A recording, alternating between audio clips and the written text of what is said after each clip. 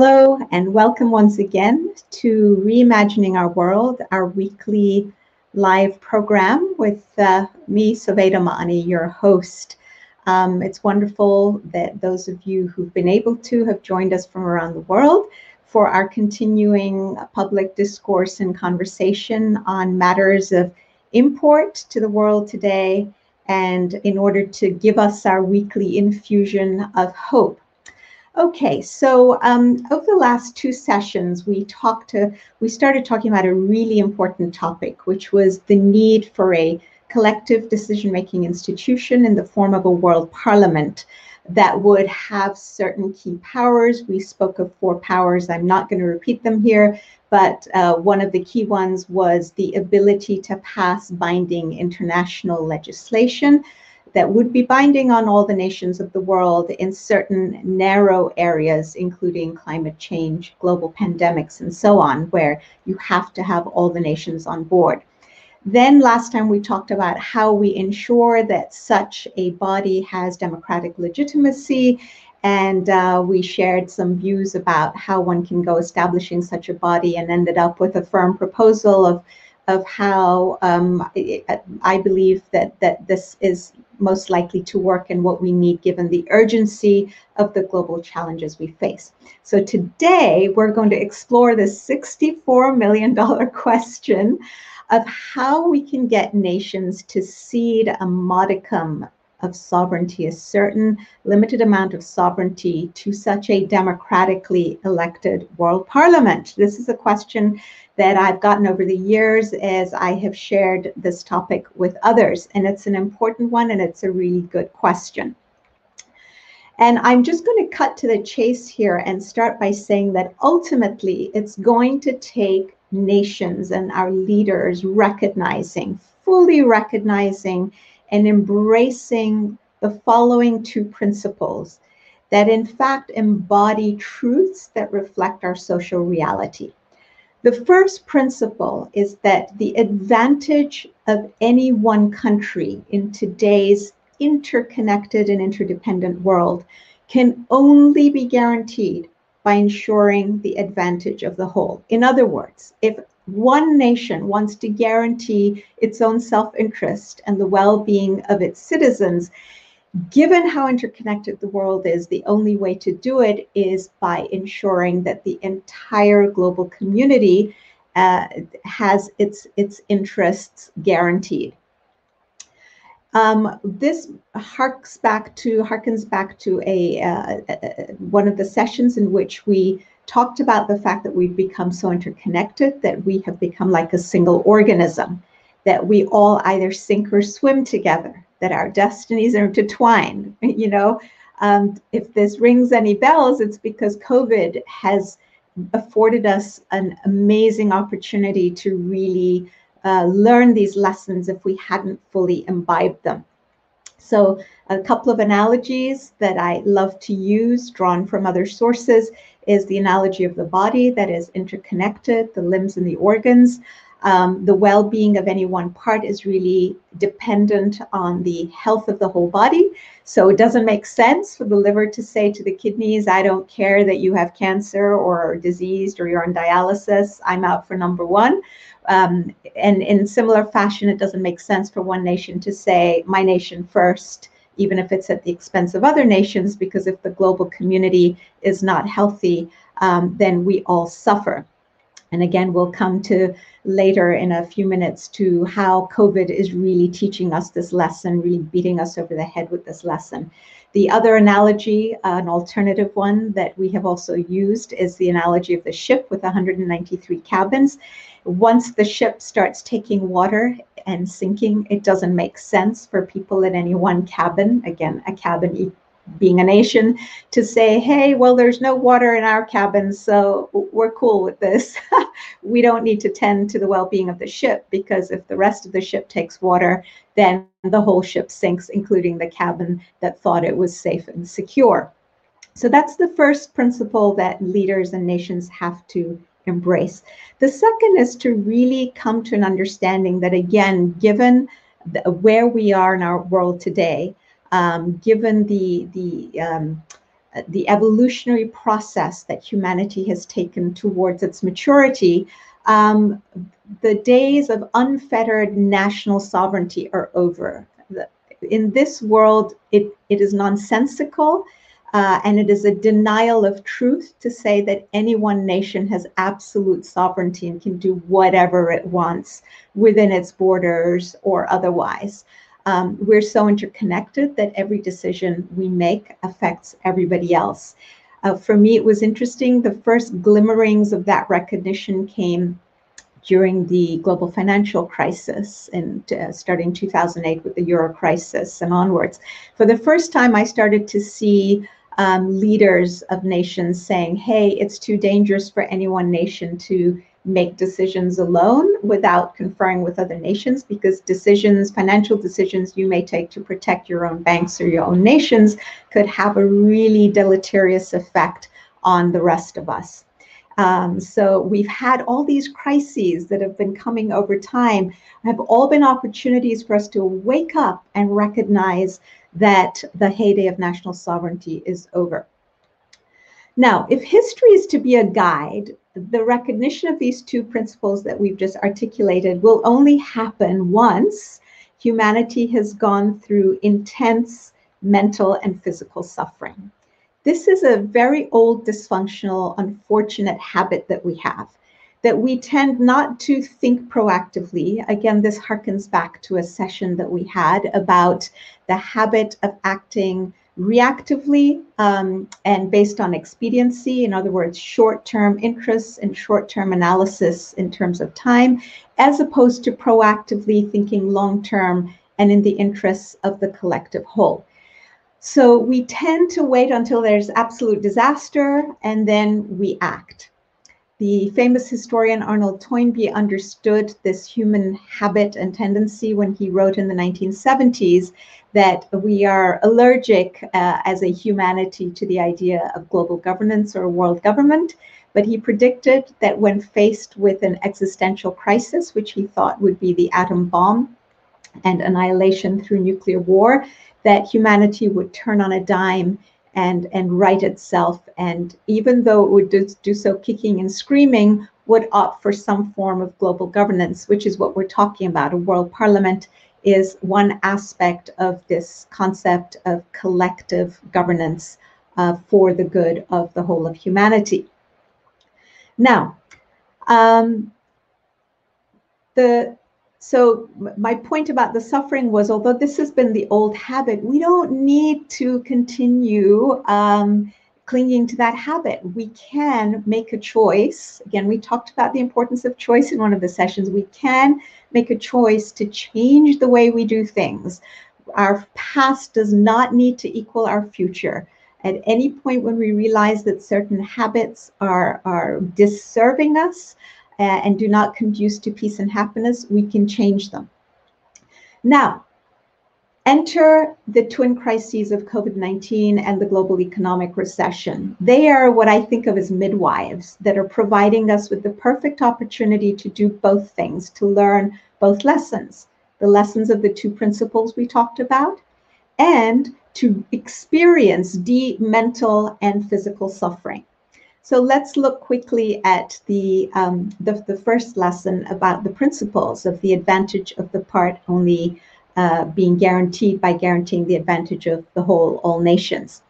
So we have come up with this very new phenomenon. We have a new phrase called vaccine nationalism, right? It's an old habit couched in new clothes, so to speak, which is nationalism, like I'm looking out for the interests of my own nation first. And we've seen this phenomenon in the following ways. Wealthy nations that have means and have access to the vaccine have been hoarding up the inventory of vaccine around the world. As a result, according to reports, as of last week, people in 130 countries had not received a single dose of the vaccine. That's, if we have 193 nations in the world, that's roughly 2/3 of the world's population. That is shameful. It's unacceptable. Now, here's the lesson. We are now learning that if we continue to pursue vaccine nationalism, we will actually endanger our own nations, wherever we are, in at least two ways. And these are the two ways that so far have become apparent. One, as long as people in other parts of the world remain unvaccinated, new variants and mutations of the virus, of the coronavirus, will arise and will develop in those communities. Because as long as you allow community spread, the virus, you give it a chance to mutate. And those mutations will in turn undermine the progress that we, whoever we are in the nations that have had access to vaccines, the progress we've made amongst our populations. Because as we're finding out, the vaccines that we've been able to administer may not be as effective, and going forward, who knows with new mutations and variants whether they'll be effective at all in countering the virus. So we're literally undermining ourselves. The second way in which we're undermining ourselves is that studies have now shown that the economic impact on nations that are wealthier and have means, that have been able to hoard the vaccine, will be at least as great as on nations that do not have access to the vaccine. So if we're thinking, oh, we'll get our nations vaccinated and then we'll be able to continue life and get our economies back on track, that is a pipe dream. That's not going to happen, again, because the world is so interconnected and interdependent. So the COVID-19 is really whacking us over the head with this lesson that we absolutely have to learn. Now,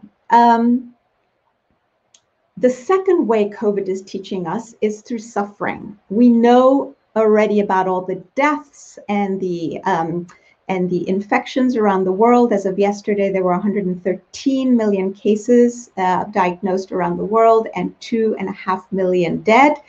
But that's not the only kind of suffering. We have loss of jobs. We have people being evicted from their homes, people going hungry, including the United States, the wealthiest country on the face of the earth. People denied access to education and housing. Violence, especially domestic violence, is on the rise. Addiction is on the rise. Deaths from overdose on drugs is on the rise, and on opioids. Mental health problems are proliferating. So humanity is suffering in many different ways, and everybody everywhere is suffering. The question is, how long do we insist on suffering, and how much more until we will heed these lessons, learn these two principles? So here's the proposal. Why don't we've had another old habit that we also talked about, saying that, oh, we haven't been able to deal with these problems in the past, so there's no point. We're not going to be able to deal with them going forward. Our past equals, our future equals our past. We failed before, we'll fail again. What if we tried a different approach and instead said, let's look to a time in the past where we've actually had similarly big problems and challenges, and we've actually managed to overcome them. Is there a model we can look at? What have we done before? What was it about what we did that worked? And can we apply it today to help us? And I want to propose an amazing model, and it is the model of the European coal and steel community, which is a historical model really worthy of emulation that was established not too far back in our history, in the middle of the last century, the 20th century. So very quickly, story time here. The story of the ECSC, the European Coal and Steel Community. So at the end of the Second World War, as you know, Europe was completely devastated in every which way because of the war. And the countries of Western Europe needed massive amounts of coal and steel in order to reconstruct. They needed it for their railroads and ships and buildings and basically everything. Coal and steel in those days were the equivalent in importance to economic development to our oil, gas, and nuclear energy of today. Now, Germany was blessed with an abundance of coal and always had been. And her nemesis, France, had historically desperately needed coal in order to heat the ovens necessary to make the steel. Now, Germany, because it had been rich in coal and had a very strong steel industry had also started 2 world wars with the military machinery that it was able to build because of its access to coal. So France in particular and other European countries feared that Germany, if allowed to hang on to these industries, would start a 3rd World War.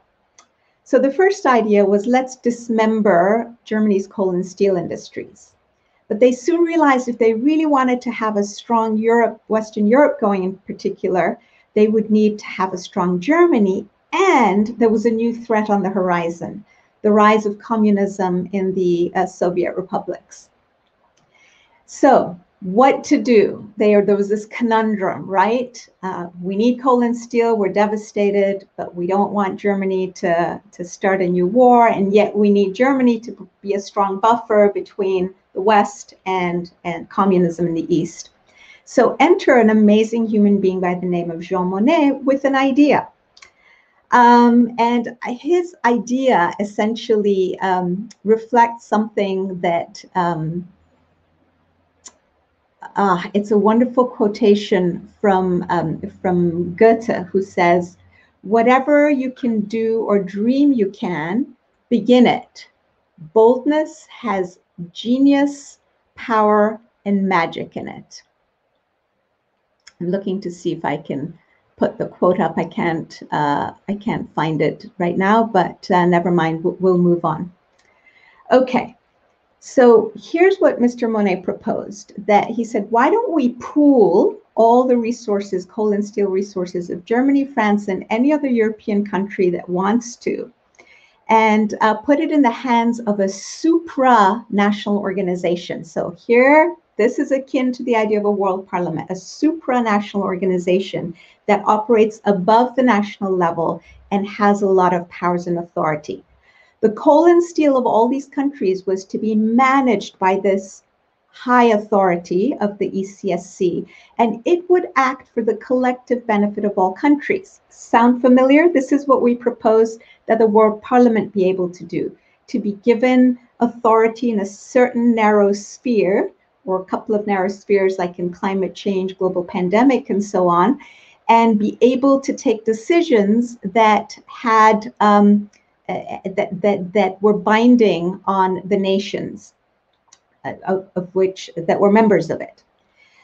Under this high authority, this high authority would be the joint buyer and seller of coal and steel for the whole community, and would ensure that every country had equal access and equitable access to coal and steel on reasonable terms, so not exorbitant prices. And in times of crisis or shortage, it was empowered to intervene. So this was an amazing new concept. And what's fascinating, and I hope to turn to it later, was that it was embraced by the leaders of France and Germany, and then another 4 nations and 6 member states founded the ECSC. What was it about this situation and the decisions made that made it possible? So here are the lessons learned. The first was the mindset articulated by Robert Schuman, who was the foreign minister of France. He said, world peace cannot be safeguarded without the making of creative efforts, so thinking outside the box, being creative, proportionate to the dangers which threaten it. I submit that today, given the dangers of the pandemic and climate change and the global economic recession and terrorism and nuclear proliferation, we have so many of them that threaten the well-being of humanity, that we have to make proportionate creative efforts in order to ensure world peace. Now, the second thing was that Monnet was a Frenchman, but he was not nationalistic, which was really interesting and key to the success of the ECSC. In fact, he believed in crafting a proposal that would be a win-win for France and Germany, even though France and Germany had been at loggerheads and had fought wars for centuries, particularly over coal. He wanted them to be on an equal footing. He believed in the common management of common problems, which is exactly what we're proposing a world parliament would do. Common management of common problems. And he believed that we should be working for the fusion of the collective interests of Europe as opposed to trying to achieve an equilibrium between competing national interests. Again, this is a fascinating concept that he had, and here's the quote directly from him about needing to, and so this is really based on a deep understanding on his part that Europe's interests were completely fused, that it was a single organism, that the advantage of one nation could only be guaranteed by guaranteeing the advantage of the whole. As opposed to this business of, oh, let's just balance interests. We've tried this for centuries, balancing interests of various nations, and look at the mess our world is in. It hasn't worked so well. So time to try something different. And he was able to change the culture in Europe of confrontation and control. Who has access to coal? I do, you do. Let's fight over these territories. There were bits of territory on the borders of France and Germany over which wars had been fought for centuries because each of the two countries wanted access to the coal. So imagine oil, gas, border fights over and wars over access to these important resources. Now, these are all things that we need to deal with COVID, with the economic recession, and with climate change, right? Exactly the same kinds of conundrums and challenges. And what's interesting is that at the end of each meeting of the ECSC, Jean Monnet would hammer home this point that we're here to cooperate, not just to cooperate, but to ensure the collective interests of all our nations are met. So, the benefits that resulted from this simple proposal were, one, a new culture of collaboration and cooperation amongst nations in Europe, and a new culture to replace the culture of war. For the first time, Europe had peace that was permanent, and to this day, we haven't had war in Western Europe because of this European, what's now the European Union. Secondly, all members had equitable access to coal and steel at reasonable prices so that they could rebuild. And when they did an analysis after the 50 years when the ECSC was supposed to shut down, all the analyses showed that indeed every country was better off having decided to act jointly than it would have been if it had gone it alone, which is, again, this is an amazing historical example. Okay, now what obstacles did they need to overcome? One was letting go of sovereignty. You know, when the parliamentarians of each of these 6 nations who signed on to the ECSC treaty had their debates about should we sign on or should we not, they had a lot of reservations. They were shocked and concerned that the supranational body would have legislative, judicial, and executive powers over their citizens while bypassing the national parliaments. It's like what are we, a chopped liver here? Yet they overcame their reservations and threw their lot in with the ECSC because they were convinced that ceding sovereignty in this narrow economic sector of coal and steel, albeit really important to them, and pooling these resources and acting jointly for the collective benefit would yield a better economic result while also avoiding a future war. So they were convinced. And famously, Chancellor Adenauer of Germany said, wow, if we embrace this system, then it's not going to matter actually which of France and Germany owns these pieces of property on the border that are actually coal rich, because if we all have equal access and benefit to the coal, then it's kind of, we don't need to fight wars, definitely, but it also actually doesn't matter who owns it. So an amazing recognition. The second obstacle they had to overcome was letting go of hatred. France and Germany had a long history of intense hatred between them. It's fascinating to read the literature of the time. So we're talking 20th century, in which they talk about how they drink the milk of hatred against each other they drink it with their mother's milk, that they would always be at war, they would always be at loggerheads. It seems funny now, and not that much time has passed, just a few decades, to think of the French and the Germans having such intense hatred for each other. So, and when we think about what gives me heart is when we think about other parts of the world where you have similar expressions of hatred amongst peoples who have been at loggerheads for centuries. When I look at what the ECSC was able to achieve, I am very hopeful and optimistic. So, bottom line, what's our takeaway from everything we've discussed today? If they could do it in Europe after the Second World War, overcome their hatred and overcome their resistance to ceding sovereignty in such an important sector, we can do it too. It's time to exercise our free will choice and to take bold and decisive action. This is something that FDR, Franklin D. Roosevelt, talked about a lot, about the need for bold, persistent experimentation. He says, basically, it is common sense to take a method and try it. If it fails, admit it frankly. So this ability to accept reality and say openly we failed, and then try another. But above all, try something. And again, this harkens back to earlier conversations in this series where we talked about the fact that our nations and our leaders seem to be unable to take decisive decisions in a timely fashion and not to constantly be doing too little too late. So they need to let go of their egos, not worry about whether they're going to be reelected, do what's in the interests of humanity, try something, be agile and flexible, and try something else, and to be able to be honest and transparent with themselves and with others. So that's the first thing. Exercise free will choice to take bold and decisive action. And the second is we don't have to wait anymore to suffer a lot before we take steps. We can choose to be proactive as opposed to being reactive. So this is a choice we get to be.